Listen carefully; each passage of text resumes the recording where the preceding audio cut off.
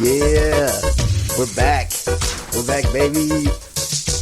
Dusty and I are just dancing here. Oh, I spoiled that already. Dusty's back, everybody.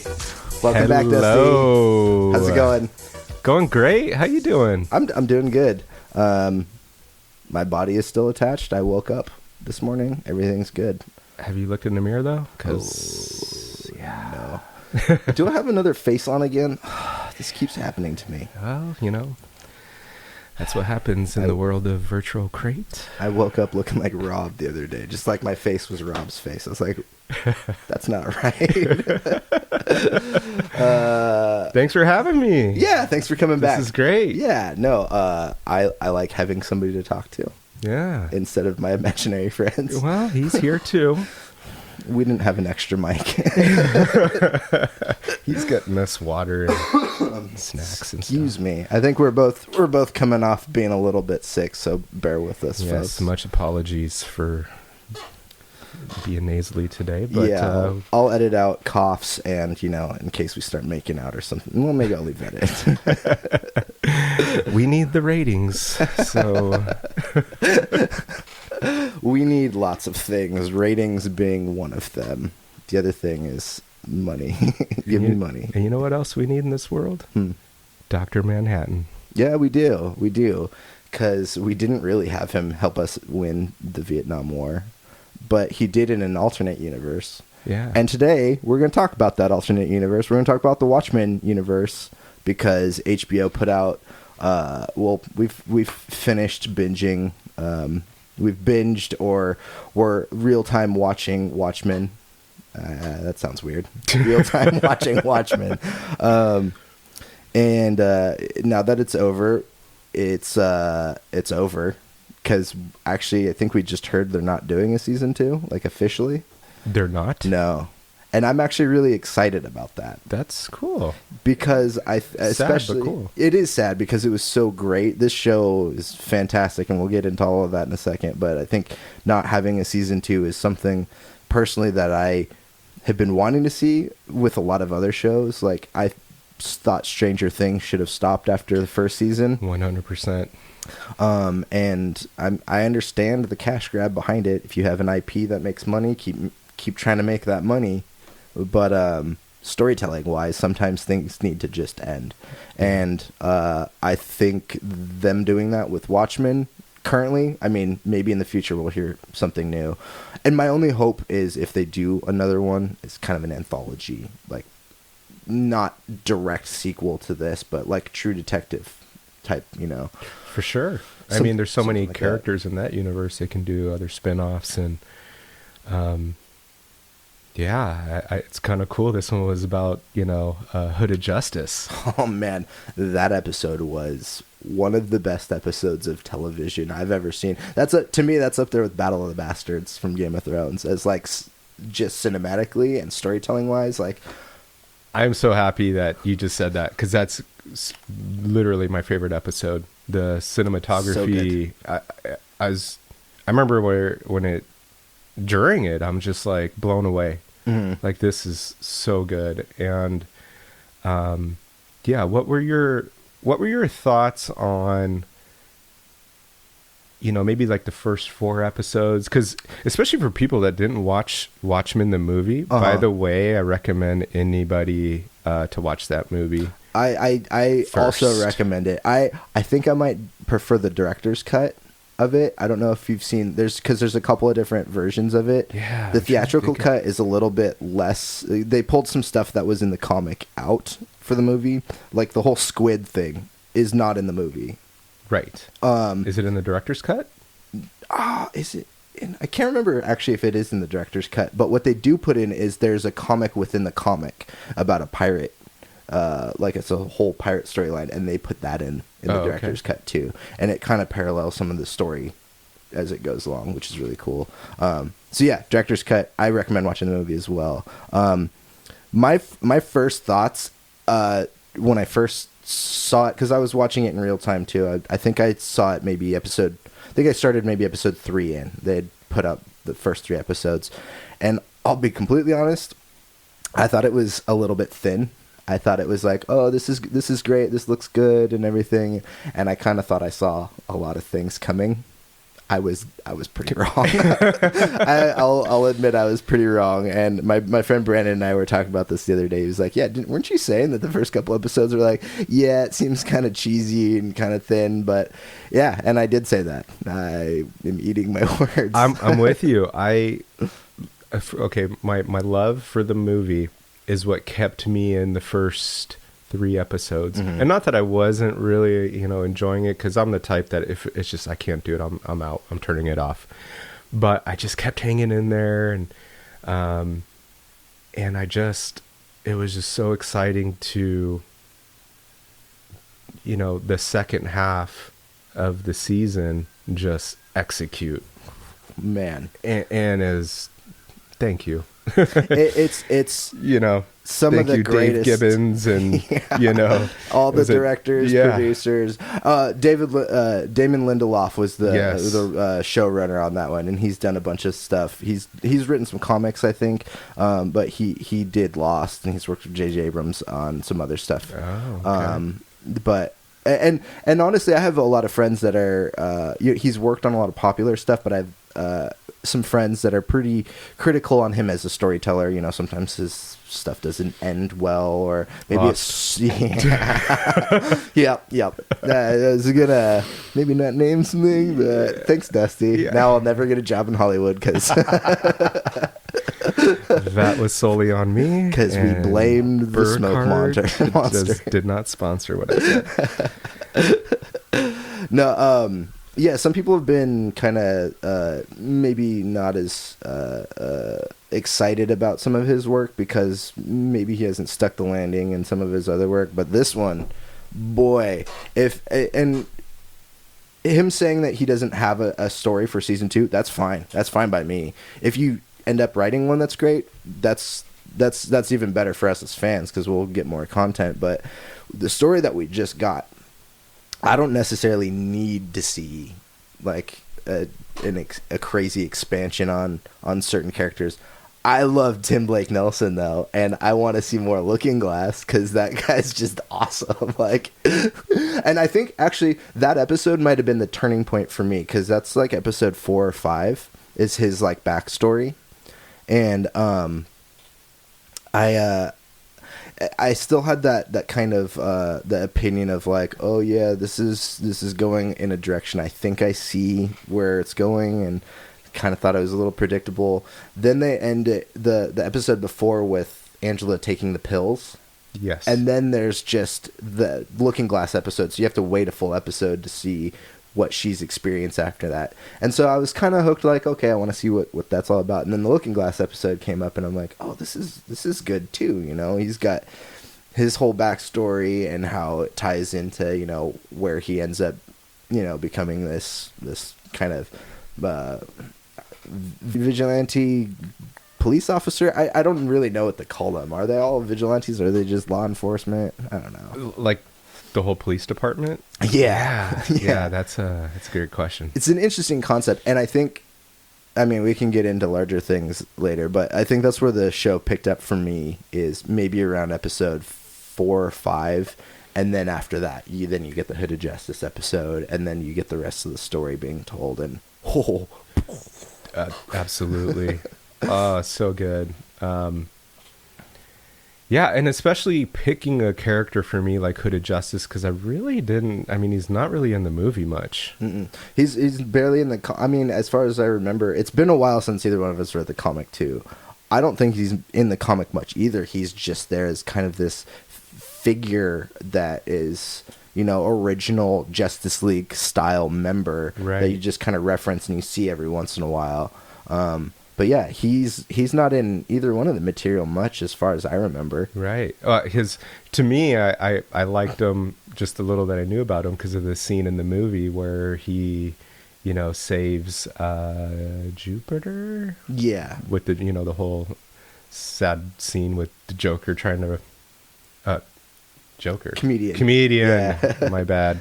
The comedian, that whole scene with them in the billiard room. So, he protects her. Yeah. And that was a great scene for him, for Hood of Justice.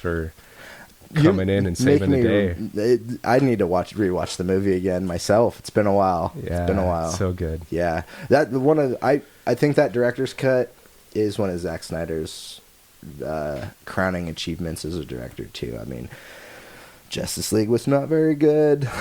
He's done some other stuff. 300 was great. And out of the DC movie universe, the newer one, I think Man of Steel is the best Superman movie. I really liked Man of Steel. I liked it a lot. I've never really been a Superman supporter. I don't know. He's just kind of he's always a little too strong for me. But I think Zack's damn superheroes need to be weak. Drum sound effect in there. Yeah, no, but I did think Zack Snyder did a more human take on Superman, more realistic version, where he feels pain and has to make decisions that aren't what he wants, but, those are the human elements that we all struggle with. And that's kind of Superman's theme, as an alien being more human than most humans, right? Right. But that aside, I think Watchmen is probably his greatest, and that's divisive amongst comic book fans as well too. For sure. But what kind of maybe was a turnoff for you? Was it part of the Adrian story? No, I to be quite honest, I really thought I saw the ending coming, but I didn't. It felt like they were telling a story of the Watchmen characters in the Watchmen world just to tell the Watchmen story. But when you really see the world that they built, this isn't a sequel to Watchmen so much as it is just like what happens in that universe. Well, I mean, this is semantics of what a sequel really is, but like this isn't a sequel to specific characters from the Watchmen series. Mm-hmm. This is like the aftermath of all of the stuff that happens in that, like how society and the rest of the world moves on. And yeah, there's characters from the Watchmen universe, but it felt like that to me. It felt like they were kind of just playing in someone else's universe for a while, but after you see the whole series, it was totally its own thing, and it told a really, really good story in the long run. It did, and I kind of feel like the wild card there, Hong Chow. Is that how you pronounce her last name? Chow? She played Lady True. Lady True. Yeah. I don't know the actress's name, so you probably got that one up on me. But no, Lady True, she was great. Oh my gosh! And it's like, okay, she's a good, on the good side, and then oh no, yeah. But it was great. It's a total mystery, and who is this gal, and then. And then the episode where it starts off where she was conceived was awesome. It was so brilliant. Mm-hmm. That was brilliant in my opinion. I love how she introduced herself as test number 4273 or whatever. That was great. Yeah, they did such brilliant things with the storytelling. That was something I never saw coming too. Is they've got this. I maybe kind of assumed maybe she could take on that role because she did feel like Ozymandias' character a little bit. The rich kind of billionaire type that turns out to be the one doing all the things. Mm-hmm. The whole mastermind behind everything. Yeah, and that might have been maybe one of the things I was a little on the nose with the series. But the way they use her, I didn't think it was like, oh, I've seen this before. It was like, I want to see what this crazy lady's doing. Yeah, and then especially when you find out, spoiler alert, she's Adrian's daughter. Yeah. And, he's obviously the most, the smartest man in the world. So here's, his daughter. Number 2. On a mission. Yeah. And, okay, Regina King. Oh, okay. Yeah, let's go there. Okay. Nothing against Regina King. I'm sure she's an amazing lady. I just has never been a fan of her acting. Mm-hmm. And man, she stole my heart in this one. She really did. Yeah. Kudos, Regina King, if you're listening. She legitimately deserves like a Best Actress award for this role. Yeah. And Regina, if you're listening, yes, yeah. I'll have your babies. And I'll be honest, I wasn't fully aware of her as an actress. I'm sure I had seen her in some other stuff, but as I like went back to look her up, I was like, oh, she's in Friday. So, well, because it's also been like 20 years since I've seen Friday. Boys in the Hood.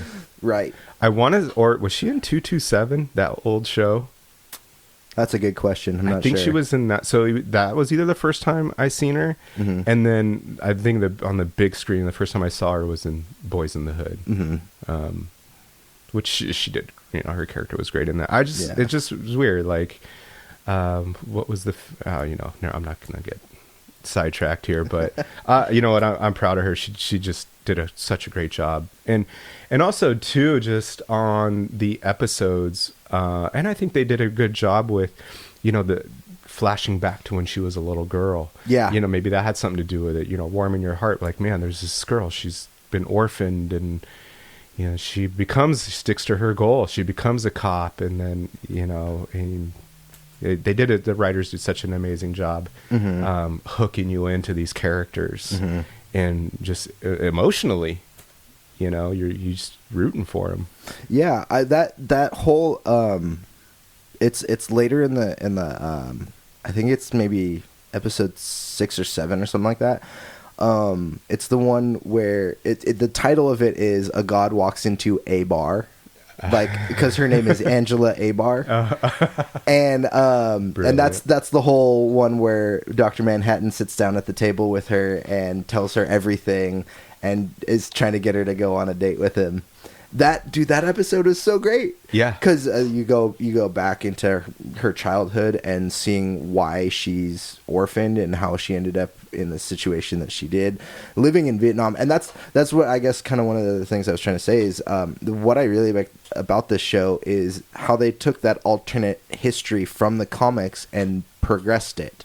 So like, yeah, Dr. Manhattan wins Vietnam War in the comics and the movies, but what we see in the show is that is like the 51st state now, and like, you know, we have like, it's not uncommon to hear a lot of Americans born in Vietnam and grow up and live there, and that was so good. That was amazing to me. I was like, I love seeing this kind of stuff. That's the expansion I want to see. I think this is what I was kind of trying to get across when we were talking about the Rise of Skywalker, about where maybe Star Wars could go to. That's kind of what I want to see, is maybe not like Rey when she's 50, 60 years old, but what the repercussions of everything from the end of this meant 40 years down the line, 60 years, 100 years down the line, for sure, you know, and move on in that kind of environment. Because that's what I think Watchmen did really well here, is they didn't bash you over the head with like, hey, remember the comic?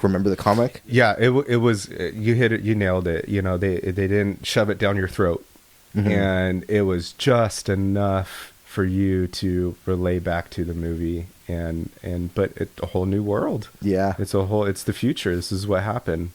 You know, was it 40 years later? Yeah, it's like somewhere like, I think it's mostly present day, but just in that alternate universe. So yeah, about 40 years down the line. There's another piece of symbolism in the show that I didn't catch until I rewatched the show. My friend Brandon was in town and he hadn't seen it, so we binged it, and there's some symbolism that I didn't catch at first, but the whole egg thing, you know, that Dr. Manhattan and Angela have that conversation about, like, oh, you could, I forget what the conversation is specifically. Transfer his powers. Yeah, transfer the power into an egg, like, and then he organic drops it into the beer and drinks it and whatnot. And then like he's cooking later, and the eggs come floating out of the refrigerator, and she smashes them on the ground, and there's one egg left, mm-hmm. and like all of these little things, and then at the end of the series, she eats that egg. Yeah. And then, and this is another thing that I fucking loved about this show, because thinking about it, I was like, okay, if I was to make this, if I was directing this, what would I do? She's the pool, and she's putting her foot down, and I would cut it right here. And you know what they did? Right when I said that, they fucking cut it, and I jumped up and I cheered. I was like, yes! They fucking did it! And then people around you are like, hey, just keep it down here. Put your pants back. Totally. And, you know, there's people out there who don't like cliffhangers. But it was...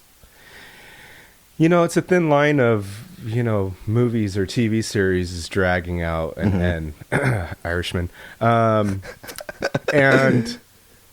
just cut the fucking, you know, just cut it. You did something so brilliant, cut it, end it, move on. And that's how I walked away from it. And you know, I was pumping my fist. And there's a character I want to talk about, though. Okay. I think it's a little overlooked, maybe not, and you can chime in on it, but this motherfucker scared the shit out of me. And was he the senator? Oh yeah. Motherfucker. If that dude walked into my house one night, I'd be scared as shit. I mean, the young Southern governor, dude. James Walk, Senator James Walk, as the actor's Joe Keane, I believe. Okay. Fucking hey, man, that guy nailed it, in my opinion. Oh man, I was scared too. And that guy is believable, and that's why he's scary, is because he's believable to today's world, even though this is like an alternate universe. You know, like we see people like him in our real life now, which is like, oh, shit. It was. Oh, he was so good. That was a great character. I mean, every time he just talked, I was glued to the screen. The one time I was really weirded out by him was when at the end sequence of what they're trying to pull off, and he's taking his clothes off, and he's wearing the fucking Dr. Manhattan like weird Speedos. I'm like, come on, man. Any Speedos would have done. But didn't skip a beat while he was stripping. It reminded me of the first time I met you, man. We were at work, and I started stripping. We didn't look away from each other once. Hashtag lies.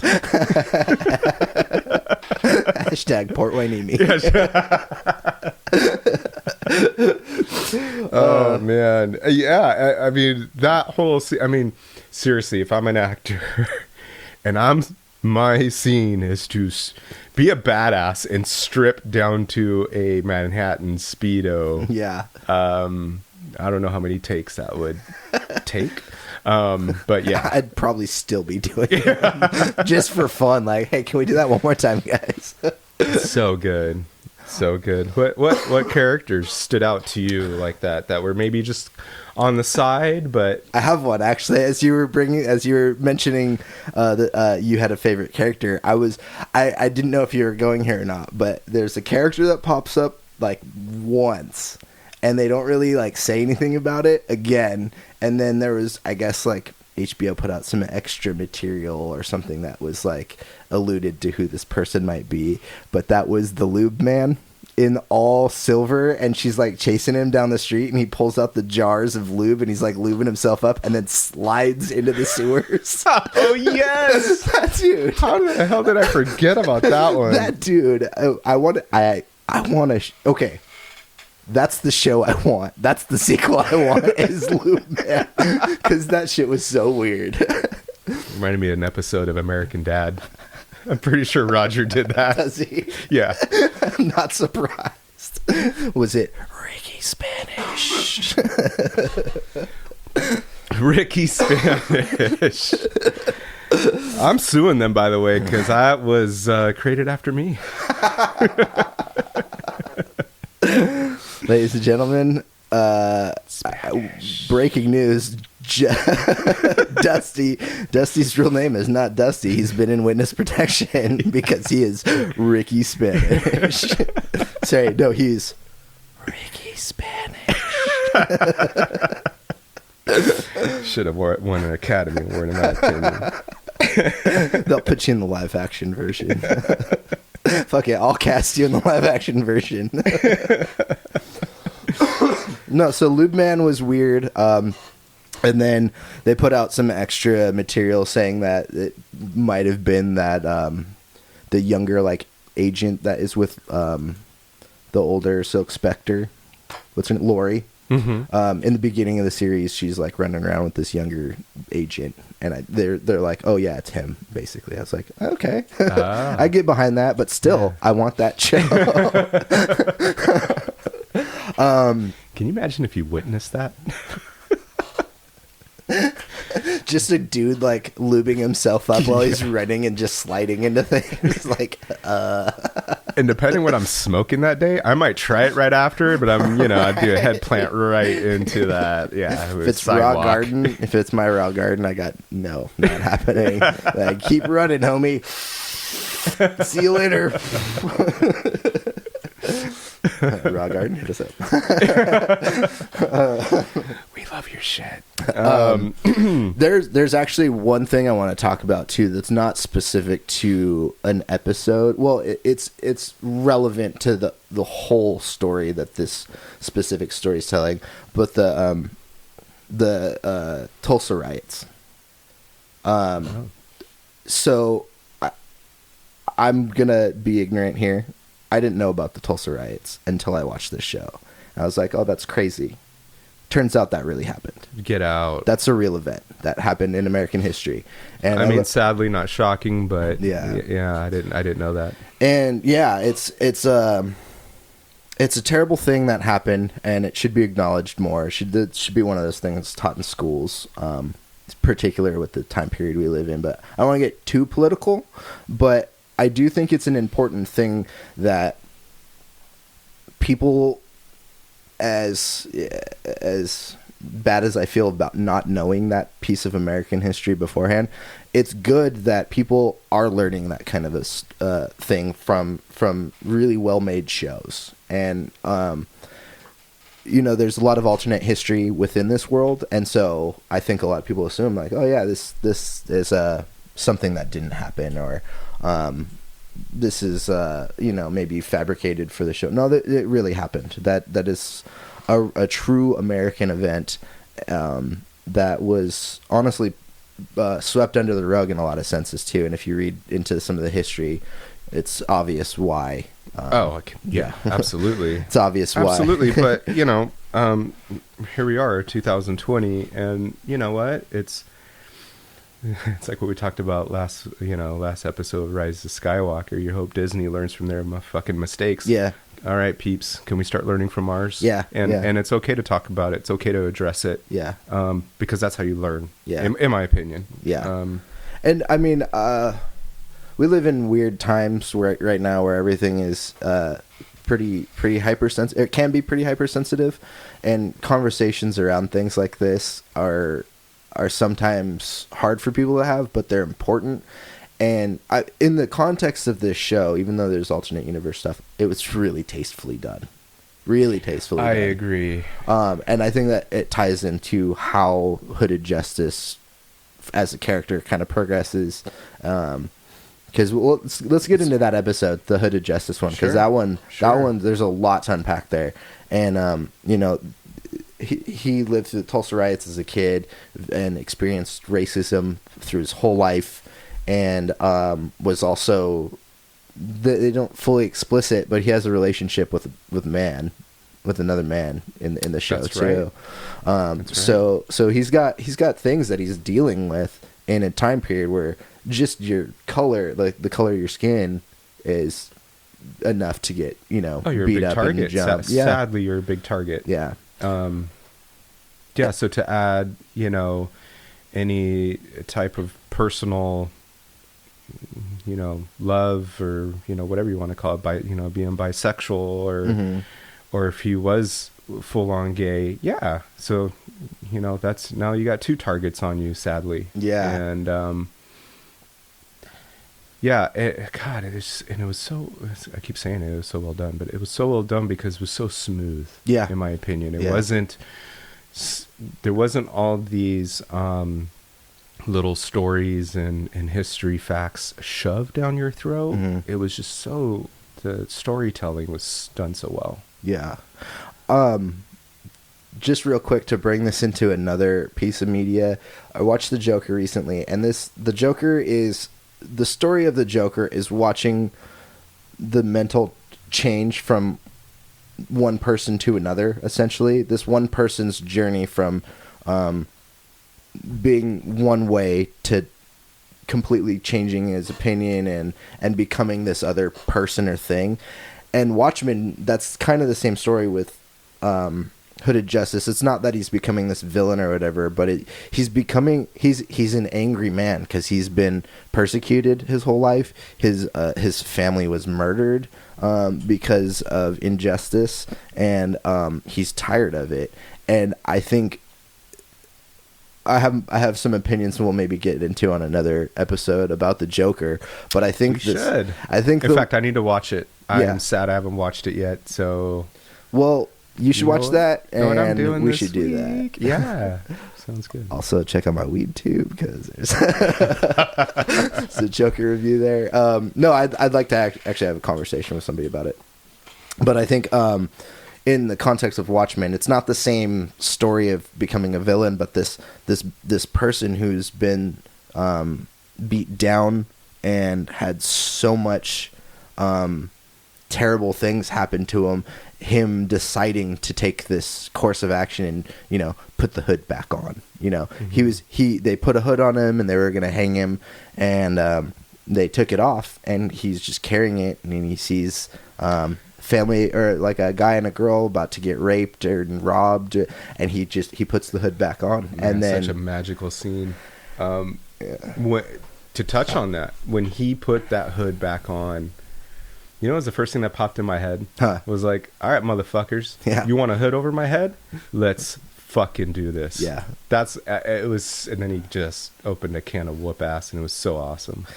And the extra little thing of, in the comics, whenever you see him, he looks Caucasian around the eyes, and there's never really been any sort of conversation of who he was or anything like that, and you get that in this.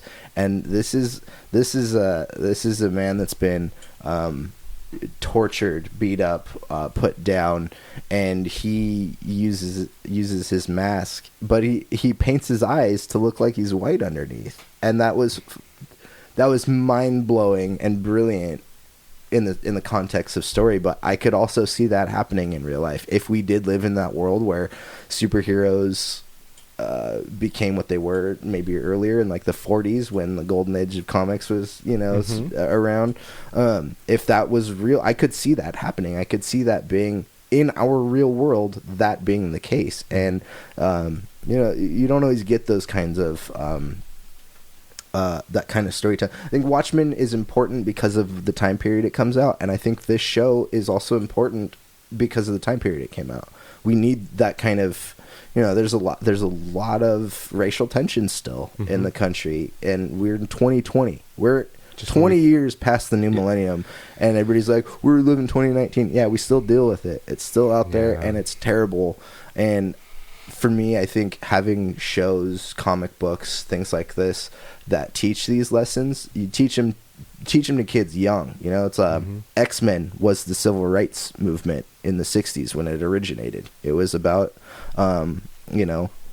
white people and everybody else. That's what X-Men kind of was an analogy for at the time. I did not know that. Yeah, and and I think those are important stories to tell, especially kids while they're growing up, is because you can make it tangible without making it super scary.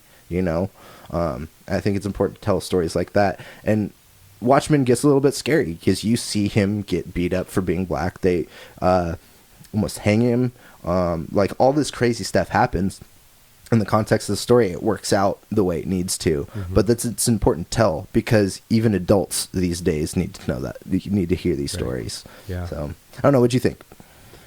Of that episode? Yeah. God, it was... Tell me about history. I don't know much about history. I can't even fathom... And it's happened. I can't even fathom being a child that age and not only getting ripped away from your parents and the only thing you know in this world, which is your little town, your little theater, but then also to witness what he was able to witness, slowly peeking out of the bullet hole and seeing, unfortunately, probably people he know, but people being dragged and hung, and it was the way they did it was beautiful in the sense that it wasn't, you said it earlier, it wasn't so detailed and disgusting, I guess is what I'm looking for. It showed the history, and then it moved on, but you did get a taste of what this poor kid went through. Yeah. And it was just really important. I think that's why this whole series was good, because they really did such an amazing job with the characters that were important, going back to their foundation and really getting you to uncovering who they are, and where they came from. And that's, for me, why I had so much love for these characters, Regina's characters and Hood of Justice. You feel for them, and then you're rooting for them. Yeah. Right. And such a weird parallel between the two characters that are related that didn't know each other at all. Like, they have very similar upbringings. They both lost their parents at young ages, kind of became orphans, and then they both get into the vigilante business, the family business, if you will. Right, by accident. Yeah. And it's cool too, because I mean, I don't know if it's cool or not, but the visual representation of the eye coloring that they both use. He uses white, she uses black. Yes. I was like, that's kind of cool. Yeah. I like those little things. Should we overanalyze it? I don't know. Yeah. And was that the same episode where how did we forget to mention Don Johnson? I was thinking about that earlier. I was like, yeah, we got to mention him. Because he's not in it a ton. He's in the very beginning and then oft. Dude. Was that the same episode where he hangs him? That's in episode 1, but they go back to it a couple of times. Right. Because they show in his backstory, in the Hood of Justice story, they show how he did it, I believe. How he ends up hanging him. Then this is the flashlight. Yeah, you're right. It was in the It was when she took all the pills, and it was that episode. Yeah. Okay. Yeah. Okay. But dude, Don Johnson, I remember as a kid seeing little clips of Miami, or was it? Oh yeah, Miami Vice. And then I used to watch with my dad Nash Bridges. I don't know if you ever saw that. I forgot about that show. With Cheech. Cheech was Cheech Marin was his sidekick. They were like cops in San Francisco. Yeah. No, I haven't revisited that in a long time. But and then he kind of fell off, and then he started popping up in things. Right. It seems like in the last handful of years, and God bless Don Johnson. Yeah. I love seeing him in shit so much, and I want so much more of him and stuff. I was so sad that he was gone as quick as he was in Watchmen, but he played a perfect role. I thought. Yes. I thought that his storyline and how it tied into Hood of Justice's history and all that really tied together well. It really brought the story together. Tell me stuff about Don Johnson that you like. Well, it was... Is it the neon shirts and the blazers? Well, yeah. Let me finish, for Christ's sake.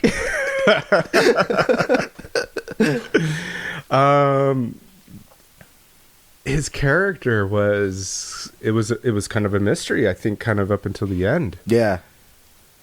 I felt he was... Oh, gosh, you tell me. I mean, did he really love Angela? Or was he just keeping her close to the chest? That's a question I still don't know. But but it was done so well where I'm not angry that I don't know it. Yeah. You know? And I think if I was Angela, I'd be like, you know what? He was good to me. And maybe he did all this other shit, but we're just going to move on now because they've all been vaporized. Yeah, exactly. Fucking racists. Great scene, by the way. Yeah. And, Frances Fisher. Oh, the wife. Played his wife. Yeah, she was on, was she on NCIS or something like that? I think she was one of the heads on one of those cop shows for a while. She was like I got a flashback for you with her. huh. Whose mom was she in a blockbuster movie? I'm gonna kick myself, but I can't think of it off the top of my head. Rose in Titanic. No way. Yeah. No way. Huh. And I'll tell you right now, in Watchmen, I had never been so frightened and turned on at the same fucking time. She was great. You're like, I'm attracted, but if I find out I'm Latino. You know, if I'm going to die right now, so be it. And I don't care how old she is. Jesus Christ, she looked amazing. Yeah, no, she did, and she did a great job too. There's the scene Trapdoor. Yeah, dude, that is one of my favorite like comedy scenes from that show. Is there's funny moments and stuff like that, but that her not being able to get the trap door open, and she's got the clicker that looks like it's from like 1972 or something like that. And the look on Lori's face, like, what the fuck are you doing? She's like smacking it like it's not working. You're like, what's going on? The trap door's not working. That scene played out so well because when I watched it, I saw, this Regina King's having the conversation with her, like, well, was he might have been a racist and he might have been, part of the Klan or whatever. And you get so much emotion at first. At first, it's like you get a tiny bit of like, oh my gosh, oh no, was he? And then all of a sudden it switches and she was like, yeah, well, we're all fucking racist, whatever her line was that she says, she switched so quick, and then it turns to that comical scene where she's like trying to do the trap door, and it, like she jumps from like a couple of different emotions so fluidly in that scene. She did a great job of that. And you know what? That's actually a really good segue to this. They did, to me, such a good job with a little bit of like comedy, like the movie. Mm-hmm. I mean, there's so many serious moments in the movie, but there was a lot of funny shit in that. And they did that with this, like moments, like scenes like that, where you're so serious, but it's kind of comical. Yeah. Oh, man. And I remember being fixated on the remote too, because it like looked so old. It looked like it was like an old garage door opener. Yeah, my dad with like had. the button, like you can see all of the buttons are up until one's clicked down. Yeah. It's like an old like fan. Yeah.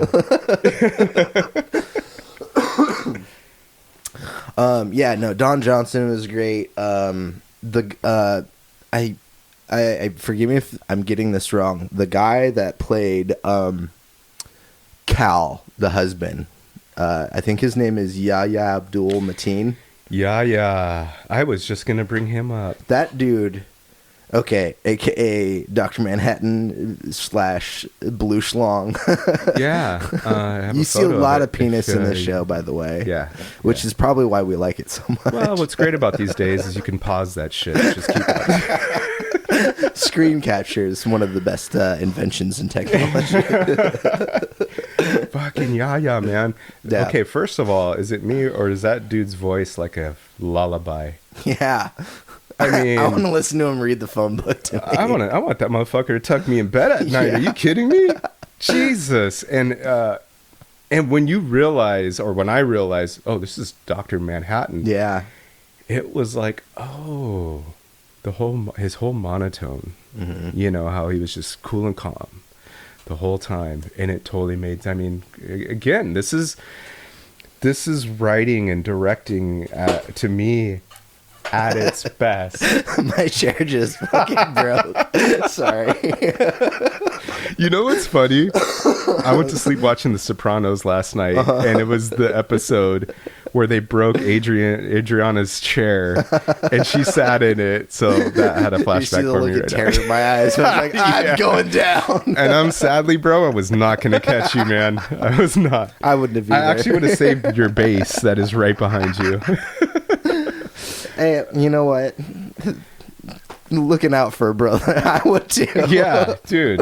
I can fix myself. I can't fix that. No, I would have dove for that thing, just so you know. Sorry about that. Really, just yeah. I think, oh man, that was great, and then the love scenes between them, and yeah. What'd you think? What'd you think of him playing Dr. Manhattan? I wasn't super familiar with him in a lot of stuff. The only other thing I'd seen him in is Aquaman. He plays Black Manta in that one, in the Aquaman movie. I did not see that. Yeah, it's Yeah. You make up your mind if you want to see that or not. I'm not going to tell you you should see it. I'll take your word for it. It's fine. It's entertaining, but yeah, he's in that, and knowing those characters in Aquaman, I felt like he was a little underused in Aquaman. And I see him in this, and man, after up until the reveal of him actually being Manhattan the whole time, I wanted him. I want that. Say again. Like, can you just like, can I date that kind of a person? Like, just so soft spoken, like always reading, like really. Yeah, your wife comes home and it's like, oh no, I'm trying to pick a fight, and it's like, yeah, I know. I put the kids to bed, and I'm about to show you my blue penis. And she's like, well, I'm upset, and he's like, well, I'm not. Maybe let's talk about it. You know. Hey, I just in life, I look at everything to learn from, to better myself as a person, and shit, I took a little bit from that. Yeah. Don't engage. Life's too short. Let's talk this shit out. I mean, that was, and that's something Jon, Dr. Manhattan, that's how he would have handled that situation. Yeah. And so again, brilliant. Let's jump to maybe the last person that we should maybe talk about, and that would be Adrian Veidt. Yes. That would be why am I forgetting his name? Oh my gosh. Jeremy Irons? Yeah, Jeremy Irons. Yeah. The voice of Scar himself. Yeah. Man. He's got a storybook teller's voice. I love Jeremy Irons. I know I think he's maybe said some like things outside of acting that maybe people didn't like. Oh, really? But Jeremy Irons has been there my entire life when it comes to films. Like, I remember seeing him in all kinds of stuff. Even that terrible Dungeons and Dragons movie that came out like missed that. 2000 or something like that. Ugh. But Jeremy Irons, oh man, what an actor that guy is. And what a role to give him too as an older version of Ozymandias. Like, I thought that was absolute perfect casting, and I loved his storyline. It was so weird. I wanted to hate it, but I don't know, man. If I was stranded on an island or whatever, or planet by myself, and even though, I had the ability to create some clones around me, which was cool.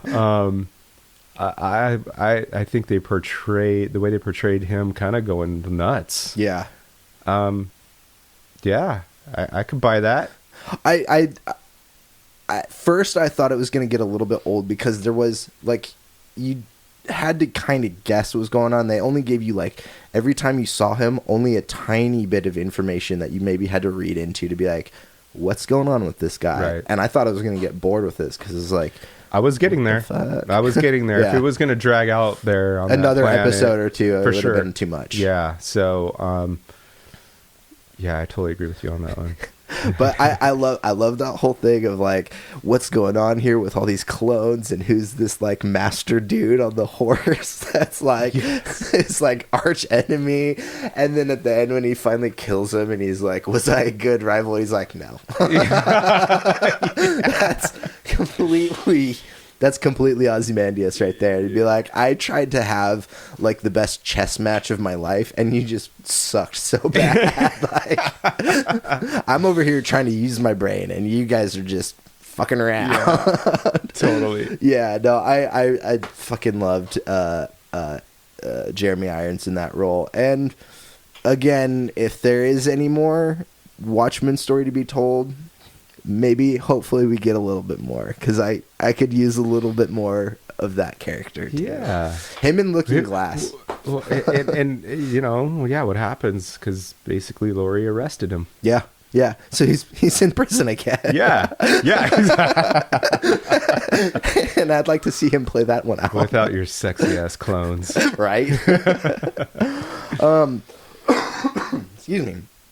Do you have any other thoughts on Watchmen before we wrap this segment? All around, I give it an A. And it was very well executed. And gosh, good. Kudos, Dave, Damien, Nicole, Steve, all these people involved in making that. You know what? At the end of the day, life's rough, and we want to be entertained, and mission accomplished. So that's how I'll wrap that up. I pretty much share all your sentiments. I think the only other thing I would say is HBO does a good job of doing these kinds of anthology or one-off series. I really hope other studios kind of start doing that too, because I think with Star Wars, one of the things we're seeing is overabundance of IP franchising. It turns people off after a while because eventually things get bad, and that's just. It's gonna happen. So I hope more studios take note of Watchmen and what kinds of things HBO does with that kind of show. So I guess that's my final statement on it. Very well said. Thanks. I think we're gonna take a commercial break, and I'll be back to talk about the music we get.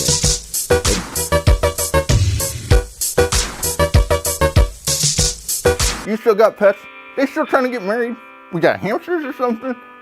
Well, whatever you got, consider having a big day at Richard's Pet Wedding Facilities. We've got chairs and grass. Look at this log. And this nervous guy. We remodeled recently, so it's like a brand new magical paradise next to the same dumpster that you're used to off exit 7. Richard's Pet Wedding Facilities. Only the best for your pets. From the day you were born to the day you die, we are there.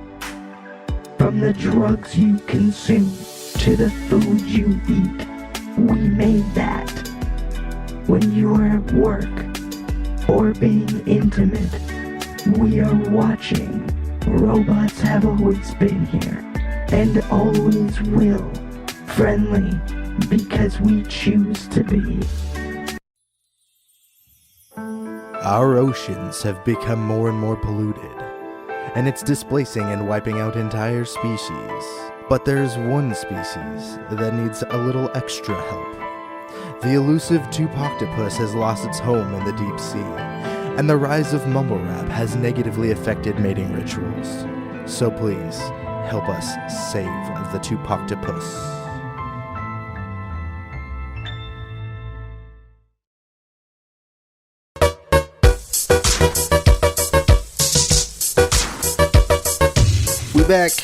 We back, everybody. What's up? Thanks for enjoying the commercial break. There's some super important stuff going on, like saving the wildlife out there. Yes. But now that we're back from commercial break, guess what? I have a different person in the room again. It's Pat. Pat's back. I'm back. Hey, everybody. It's Pat. Back and ready to talk about music. So that's exactly what we're here to talk about. Is music. It is. I'm gonna just put this in the title and then just reaffirm every 5 seconds. We're gonna just talk about music. So we're talking about music. Everybody knows we're talking about music. If you didn't know. Yeah. Just hey, what do you want to talk about today, Pat? I was thinking music. Okay, sounds good. Let's do it. Let's talk about music. So it's a new year. It's 2020. And on my first episode, I did my top 10 lists of my top favorite records and movies of the past decade. And there's actually quite a bit of other music that has come out in the past decade that's not necessarily like our top 10 album or whatever, but there's a lot of artists that we both started listening to a lot. Is there certain artists of this past decade that stuck out to you a lot? Oh, of course. Tell me about the stuff you were listening to. Well, to capitalize off of what we were talking about last episode, Tame Impala, of course, is right up there at the top of the list. Kevin Parker's put out 3 excellent releases so far, coming out with a 4th here soon. He's a beast. safely assume that the music for this next album was also created in the 2010s. Yeah, probably. Most of it, I'm sure. I would hope, at least. He made it yesterday. Yeah, it's gonna be. He's cutting it down. Yeah, bringing it down to the wire. Yeah, but no, his stuff has been consistently. It just seems to keep getting better and better. Mm-hmm. It's the direction you want to see artists. Trajectory. Yeah, he's had an interesting trajectory. You know, I remember hearing earlier Tame Impala stuff. I think I actually found out about them for like Spin magazine or something like that. And the first album, Inner Speaker. Yeah, and I'd heard that was 2010. Yeah, and I remember hearing things that I was drawn. The sounds that I was drawn to sounded like a lot of psychedelic pop stuff absolutely. From the 60s More and 70s. Psychedelic rock sound. Yeah, and the people he's worked with over the handful of years. I mean, since that first record came out, he's really gone in an interesting direction, and the amount of people he's worked with is pretty big too. I think a lot of us would say Mark Ronson played a pretty big impact on his music. I don't know how long it's I read stuck that around, that song from Uptown Funk. Mm-hmm. Daffodil? Is that what it's called? Yeah. That one is was written by Kevin Parker. It was an original song with another band that he had, a more like pop oriented band. Interesting. You know, that didn't really fall necessarily under that Tame Impala moniker. It couldn't fit. And Mark Ronson helped him rework that and then released it on that. I guess the album's called Uptown Special, not Uptown Funk, but Uptown Special. Uptown Funk. That's the Bruno Mars track. Yeah. Cool. What other artists were you listening to? Several. Yeah, a lot. Let's go through them. Got Flying Lotus put out a bunch of. Not to say that he became known in the 2010s, but he did put out quite a few significant releases. Yeah. Cosmogramma, and then there was the more recent one, You're Dead. That one was really good too. Then Flamagra. Yeah, just he has been consistently putting out more and more stuff, and it's really defining his sound. There was forgive me, I forget the name of it, but he put out like short film. Quiet. Yeah, that short film kind of type thing, where it was like the video. I can't remember what year it came out. Maybe it was like 2013 or 14. I think maybe around the time that Until the Quiet Comes. Yeah, and like the video was crazy. It was was a great album. Yeah, and that album turned me on to I believe he's on a previous album too, Thundercat. Just man, what an amazing musician. One of the greatest bassists I think we could say so far that the world's ever seen. I think he would be up there. I mean, he's definitely in the conversation. He's a really entertaining musician to watch for sure. You and I had an opportunity to see a couple of these bands at the Adult Swim Fest in 2018. Was it the end of 2018 or beginning of 2019? It was 2018. The end of 2018. Okay. Yeah, it was like October 2018. Yeah, somewhere around there. And that was a fun time. Yeah, the lemonade was solid. The lemonade was solid. And shout out to our friend John King, who was doing lighting. He did some visuals for some Rain Theater artists. Yeah, and Dorian Concept and then he did the 3D thing for Flying Lotus. I don't know if he did all of that, but he contributed. Yeah, right? we could see him on stage, like stage managing the whole thing. That's awesome. Yeah, so shout out to that. That was an amazing concept. Yeah, the whole Flying 3D Lotus visual. 3D. Yeah, that's one of the things I like about Flying Lotus is that he brings in a lot of visual elements to his music too. Yeah, I really enjoy that. I think those two things work well together. Definitely has that visual side. So and also comes across in his music too. You can get a lot of that weird, strange, like sci-fi. Yeah. He's got an aesthetic to it. He definitely has vision when he's putting stuff together, and I appreciate that a lot. Who else you got? Who else you been listening to? There are several artists. Bad Not Good is a group that surprised me kind of out of nowhere. Just saw their stuff on YouTube, and it was, I believe, initially just 3 kids. They were like 19, 18, 19 at the time, going to music school in Toronto, Canada.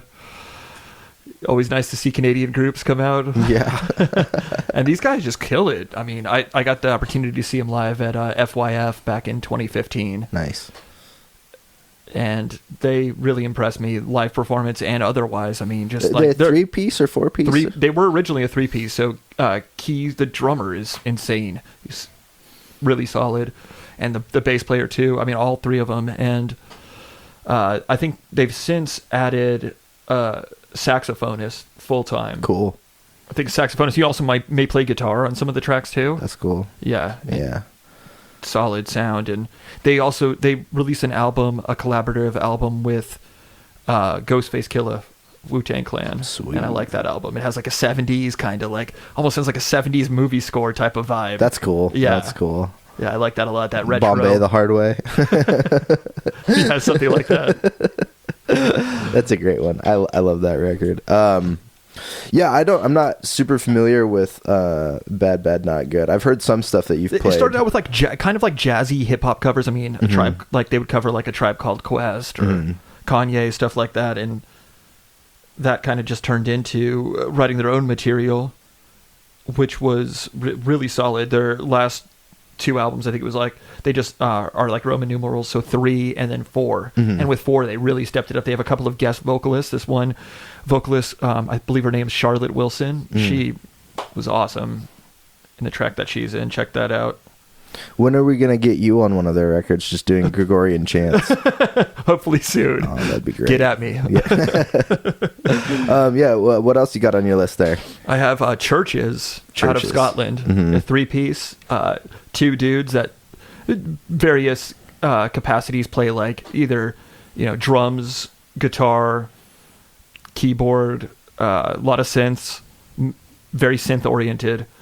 And as we've seen, a lot of this music from this past decade has focused heavily on synthesizers. Yeah, there's been a lot of that. More of an 80s revival. Yeah, I like it. I love it. I'm not familiar with the entire discography, but I've heard a handful of Church's stuff, and their singer like Lauren Mayberry, her vocals just seem to be getting better and better as well. And that's always great when an artist progresses.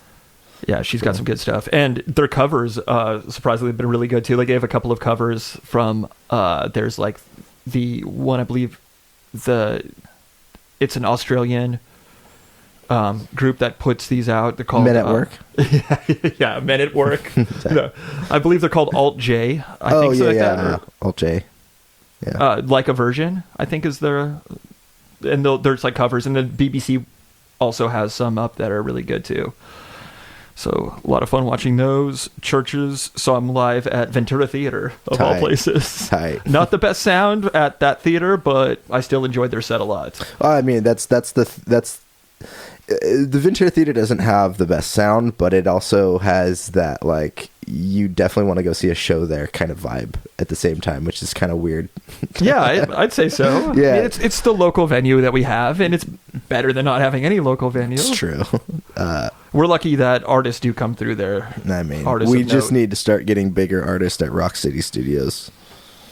And then a band that we were both quite into, I think, before, from their first release, Mirrored, is Battles. Oh man, I love Battles. Sadly, they lost Tyonde Braxton right around 2010, I believe. Yeah, they had completed an album and they were gonna start touring with it, and there was one, or I don't know if this was on the record, but they did record 1 or 2 tracks for one of the Twilight movie soundtracks, and it was released.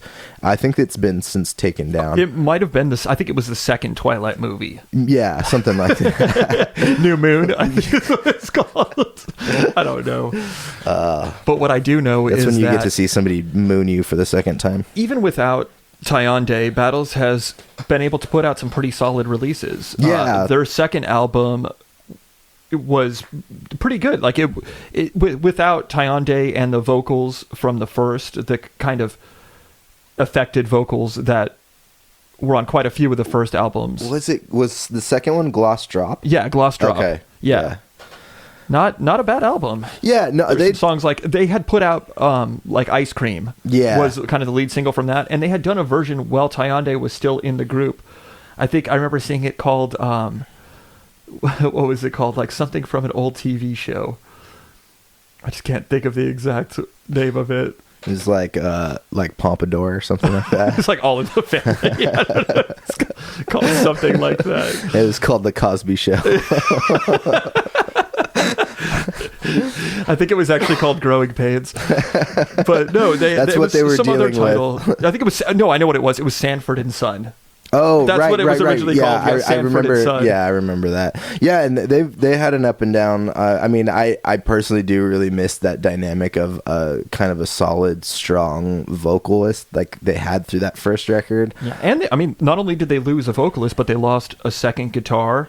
Yeah, Because Dave was playing a lot of bass. Mm-hmm. So you'd have Dave on bass, and then both Ian and Ty Day on guitar and keyboards. Yeah. So it was a big element that they lost, but they still were able to manage some pretty solid releases despite that. And not even despite that. I mean, they just switched their sound. Yeah. Well, and I mean, that was earlier in the decade. And since then, they've put out a couple of records, and now they're a two-piece. Dave left. Dave's not in the band anymore either. So they're just down to key and guitar from Ian. Yeah, and drums. they had a release just this last year, 2019. Yeah, it was decent. It's pretty good. I'm never gonna say Battles is gonna put out a bad record, but I do think that they do. In the last couple, like maybe the last 3 records, there have been some consistent sounding songs, and I guess what I'm trying to say by that is they sound similar, even though they do a good job of being weird and like bringing in new sounds and stuff like that and arrangements. I just feel like they do. I feel as the members have been leaving the band, there's becoming a little bit of a.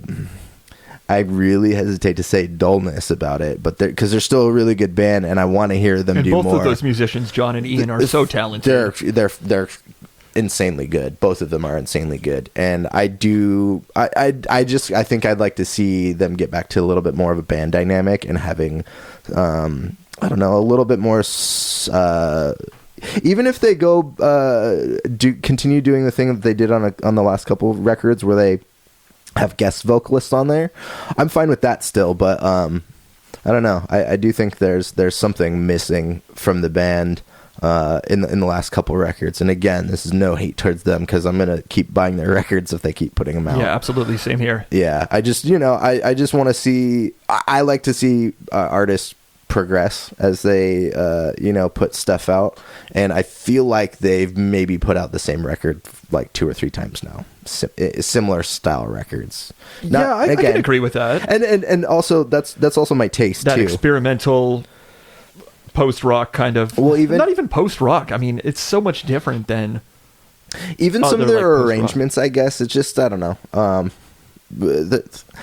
having a hard time putting my finger on it, but they arrange things well. I just feel like the last couple of records, and it definitely had some out there sounds. Yeah, they do.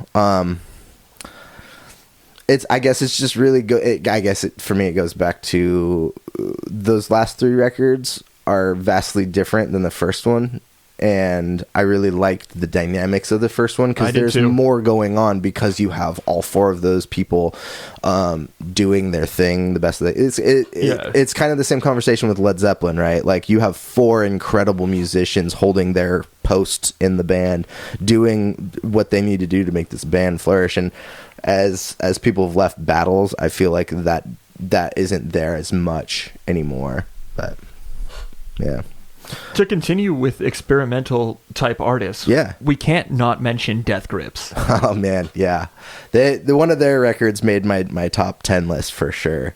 Ex-Military was on my top 10 list. Yeah, Ex-Military, the Money Store, I could have put up there too. I mean, I think you probably could have put that up on there. I considered it. It was one of those things. I think there's just a little bit. There's more songs on Ex-Military that I'll listen to all the way through. There's some songs on Money Store that I might skip, but dude, I've seen Footage. That's on Money Store, right? Yeah, it is. And then my favorite Death Grip song is Hacker. Yeah, Hacker. I'm in your area. Yeah. I'm in your area. I won't sing it here because nobody needs to hear that. They kind of came out of nowhere for me. Yeah. Maybe around 2012, I believe. Maybe Ex-Military was 2011. 2011. Yeah. But when I first heard about him, I think it was 2012, right around the same time that the Money Store was released. Yeah, I remember coming down and I had a bunch of Death Grips on like a CD or something, and I was showing you and Ian, and I remember being upset because I showed Ian one of my favorite songs, And it's probably one that I don't listen to much anymore, but I remember Ian being like, yeah, I don't like this. And I was like, oh, that sucks. I've had a few moments with that, like that with Ian. And then I felt really sad. Yeah, I remember he bashed the first Chromeo record pretty hard. Oh, did I was he? into that album. Yeah, that's a good one. I like that record. So what else have you been listening to? I can't not mention Kendrick Lamar. He's another artist that I've been listening to nonstop. 3 albums now this last decade, and all solid releases, starting with Good Kid, Mad City. Mm-hmm. So that's more or less like, I mean, but even before Good Kid, Mad City, he had a mixtape, Section 80. That was a big, like, just a big break for him, and everybody started to take notice after that. But man, his ability, his rapping ability, and just like his storytelling also is really amazing, and especially for such a young artist at the time that Good Kid, Mad City was released. Like, I mean, everybody was talking about it, and for good reason too. Mm-hmm. Executive produced by Dre, so he had that Dr. Dre stamp of approval that I think a lot of West Coast artists. Chronic. Yeah. Like a lot of West Coast artists are always, vying for that Dre cosign. I mean, it's always great to have a solid producer behind you regardless. Absolutely. But yeah, when you get Dre, fuck it. Yeah, but Kendrick, I mean, and then that second album, To Pimp a Butterfly. Yeah. That was amazing. Yeah, I think that's what I've heard most from. And a lot of it's like, it goes back to like bebop jazz in a lot of this stuff. Mm-hmm. And Flying Lotus produced one of the tracks that featured George Clinton. Rad. That was pretty rad. Rad. And then Snoop was on a track that was good. Oh man, I just love that album. But yeah, to that a lot. Kendrick's 2015. Kendrick's a big voice, and a lot. in our culture these days. He's the next Bob Dylan, according to Kanye. And yeah, the stuff that he did for the Black Panther soundtrack was good too. Yeah, Ludwig Göransson. Yeah, oh man, that guy. We could probably do a whole segment. Yeah, on, we may have to. Pretty soon, we may have to talk about some film composers, film and TV composers. We should just go to US. There are so many good film and TV composers that are just killing it right now. Totally. The lady that did Joker, I can't remember her name. I think she is Swiss or something. Sorry, I'm not trying to. I generally can't remember. But yeah, dude, that score for Joker was one of my favorite parts of the movie. Yeah, I so good, and she's getting some recognition now too. It's nice to see that there are more composers out there, because for the longest time, like, there were 3 John names. Williams was the only one I knew. There were a few. Hans Zimmer. Yeah, Hans Zimmer. But like even some of those I didn't know till a little bit later. Yeah. Hans Zimmer really. I mean, he's been around for such a long time. He did The Lion King, the original Lion King. Yeah. And he just really broke out with his Christopher Nolan films. And Pirates of the Caribbean, too. Oh, yeah. Pirates of the Caribbean was... Gore Verbinski's best movie. No, but also just a very good platform for Hans Zimmer. Mm-hmm. Like, those themes are pretty iconic. That main theme from Pirates. Dude, yeah. There's so many good themes out there. I think it's Alan Silvestri did the Avengers theme. Yeah, that's great. And Alan Silvestri, again, been around for a long time. Yeah. Yeah, we'll do a composer episode one of these weeks, and that just kind of get into sounds it. awesome. Coming up soon. You got anybody else from this last decade that you were interested in? Yeah, not, I mentioned briefly when talking about churches, the synth pop revival. Yeah, and Com Truise. Yeah.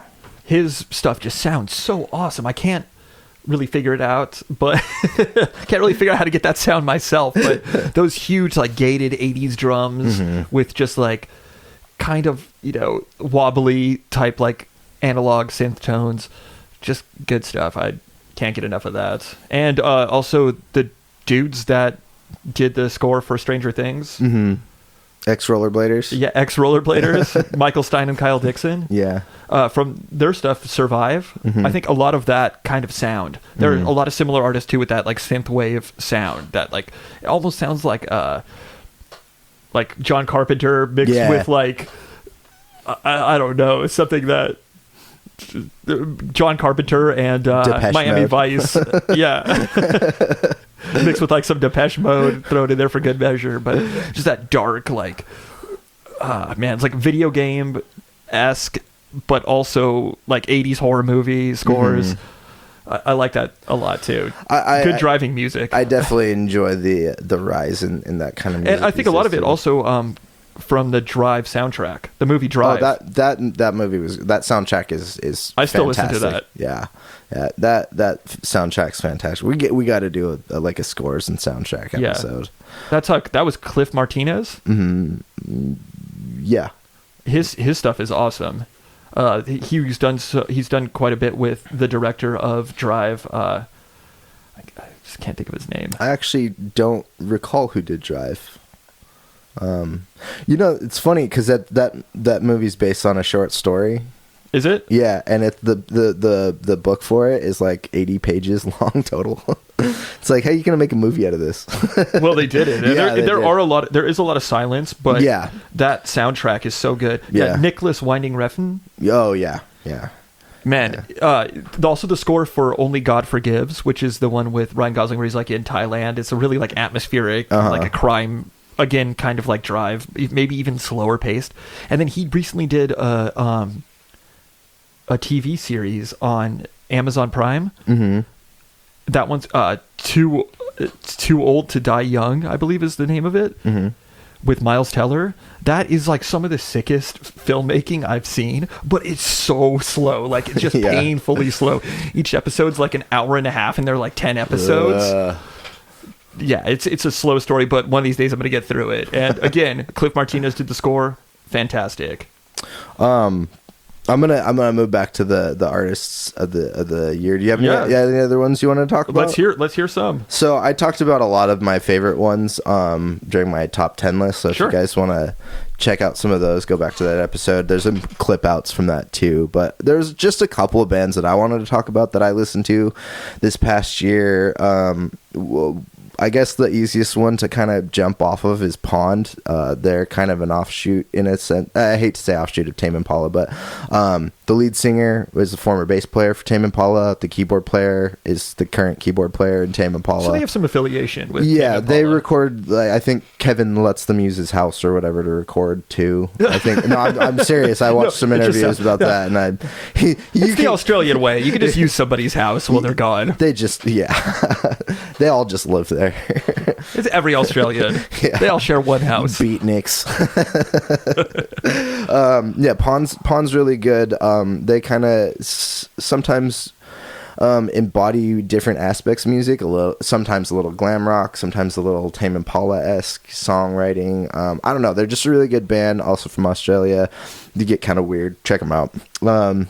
There's another band from I actually don't remember if they're from New Zealand or from Australia, but they're called Fantastic Furniture, and it's mainly... It's not IKEA. No, it's not. It's mainly the vocalist Julia Jackson, I think is her name. She is becoming a pretty successful solo artist, but Fantastic Furniture dropped some music like a year or two ago, and some stuff I was just kind of listening to, so I just wanted to give them a shout out too. That wasn't like a full record that I was gonna constantly listen to, but they put out a couple of tracks. There's one called Fucking and Rollin'. That's a pretty good song. And then we got there's this kid, I think he's from Oakland, Still Woozy. Cool name. Yeah, and he's just kind of a weird kid, and he writes some pretty soulful music. Watching his music videos made me a little nostalgic because I lived in Oakland for a little bit, and it was like watching him riding his bike around the East Bay, and I don't know, it hit me in a really good spot. But brought us here. But Still Woozy musically, a single tear tattoo. Yeah. Still Woozy, really like soulful and like positive for the most part. I haven't really heard too much negative stuff from him at all, but he just seems like a really nice guy that just likes making really good heartfelt music.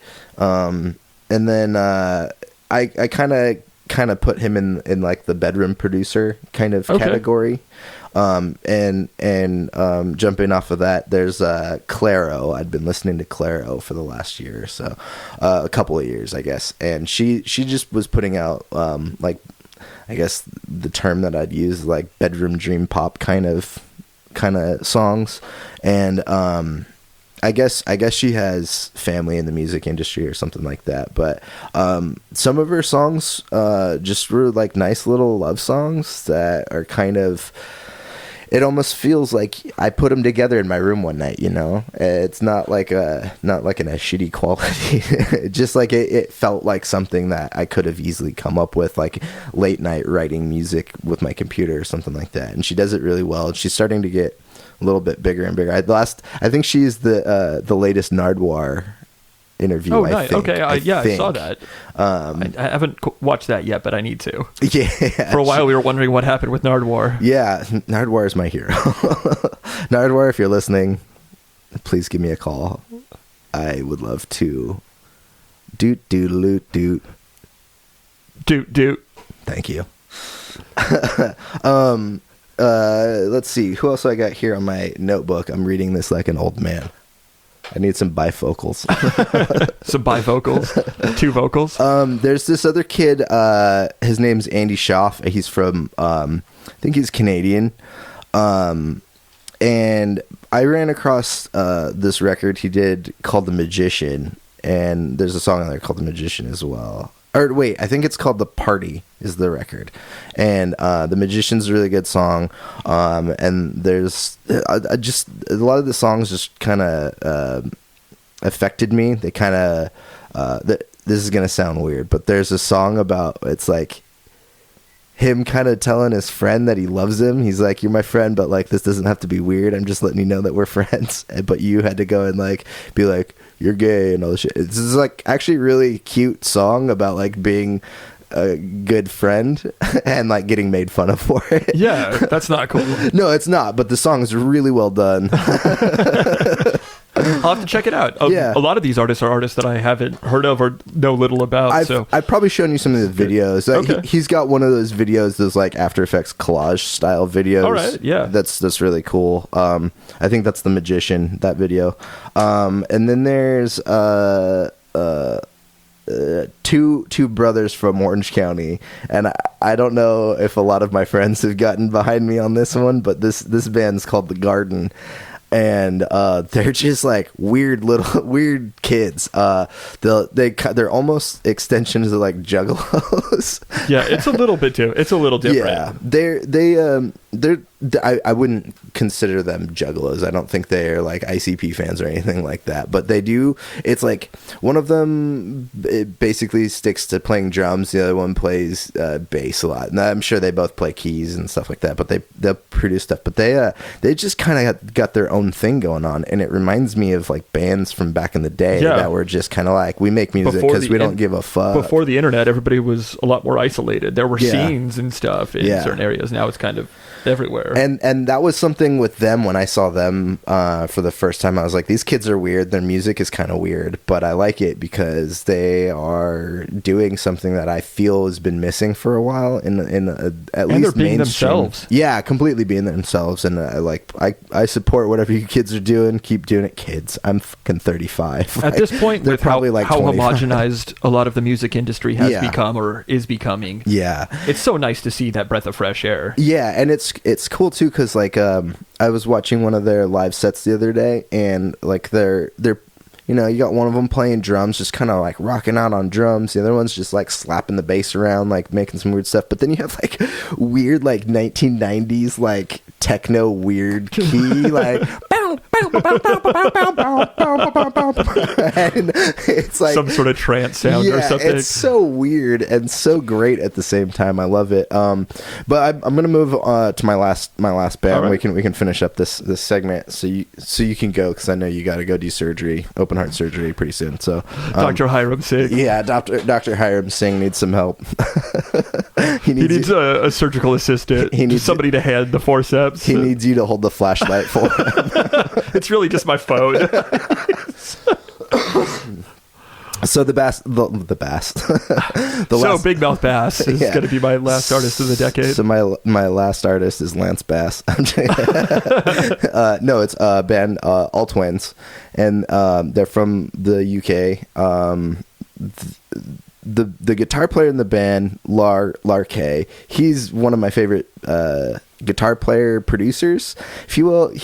I found him when I found him in this other band that he used to be in called Adabisi Shank. Yeah, awesome band. They're awesome. They're kind of like math underrated rocky, for sure. Totally. Yeah, like I didn't really hear too much about them. Yeah, and I think they only did maybe 2 or 3. We were lucky to see them live. Yeah. We saw them at the Troubadour in Hollywood. What was that? 2012. That was 2012. That was That was a great set. It was them and Zach Marquis. Yeah, and what was it? Fang Island or something? Fang Island. Yeah, Fang Island. That was the Sargent House feature. Yeah, and I really liked that show. I thought it was great. Yeah, but Adabisi Shank's great. There were a 3-piece, kind of like math rocky type deal. The bass player wore like this red mask all the time. Yeah, and then I guess they broke up. But then Lar, I think. Did a solo record, solo EP, self-titled, and that's maybe one of my favorite pieces of music ever. It's just so weird, and especially from this decade. Yeah, but then All Twins gets together, and it's this bass player from this other band called Cast of Cheers, and he's like a songwriter who plays bass instead of guitar. So it's Ted Danson. Yeah, it's Ted Danson, and so he hides under his forehead brow when it rains. And just keep warming, no, and so they started putting it's a little bit of a mix of like Adabisi Shank, so you get a little bit of this like kind of cool guitar sounds and like a little bit math rocky stuff, but you also get like some song to it too. You get some like actual songwriting arrangements to it, and I don't know, they're a really good band. They put out a handful of interesting videos too. Some of their video aesthetic is stuff that I'd like to achieve myself, but those were the bands that I really have been listening to the last handful. I think that's a lot of years. That we just want to acknowledge. A lot of artists that maybe haven't had the most publicity. Yeah, and from your list. Top 10 lists don't mean that that's all I listen to. I'm sure there are many artists that we both forgot. Oh, there's a couple on my list that I just didn't even bring up right now, just because I'm like, I don't really want to talk that much. But I mean, no obligations. I'll throw them out there real quick. There's D'Antoni Parks. Oh wow, yeah. I was just talking about him yesterday. He's phenomenal. Some of my coworkers explaining about how that dexterity is so crazy, about being able to play drums and keyboard at the same time. Yeah. Playing drums is already have to have a lot of coordination. Yeah. To move feet and arms. But this is feet, arms, and then with like your left hand is just all keys. Yeah, no, he's amazing. I mean, the great. Music that he put out, like a solo stuff, maybe not my favorite music, but it's still amazing to see live. Yeah, and I ran into him because I was a big Mars Volta fan, and he was a drummer for Mars Volta there at the end. The last maybe 2 records, or I think maybe just the last record. But he also did a bunch of other solo stuff with Omar. But yeah, he's a phenomenal drummer. And then one of the other bands that I didn't mention was Jungle. Jungle put out a fucking phenomenal record with that had Casio on it, and then it was a great song. I'm forgetting the name of the other one. Heavy California, that's the one. That whole record's just really good. But yeah, there's so many other bands that we could keep talking about, and we're gonna keep talking about these as these episodes continue, and we don't want to just continue talking about all the new bands, because there's always going to be good new artists, and we will talk about those, but we'll also probably do episodes on scores and soundtracks, or I like a lot of older stuff. Yeah, I could maybe definitely talk about some 70s stuff. Yeah, I could maybe do a full episode on Killing Joke or something like that. Bands like that, or Oingo. Oh man, Oingo Boingo. I could maybe do like a fucking 3-part series. We do some. Yeah, we'll have to do a series. Some Zeppelin also. Huge influence. Oh man. Well, I guess we'll call the segment over, and All right. and we'll let the fans comment on our top not top, but our favorite artists of the last decades, or some of the stuff we've been listening to. So yeah, let us know in the comments below, and like and share this video. Pat, is there anything you want to say before we take off? Keep listening. More to come in the future. And you can find him on his MySpace account and his Tinder account. his Tinder account. You can hit him up on Grindr and JDate. So yeah, we'll see you guys in the next episode. Later.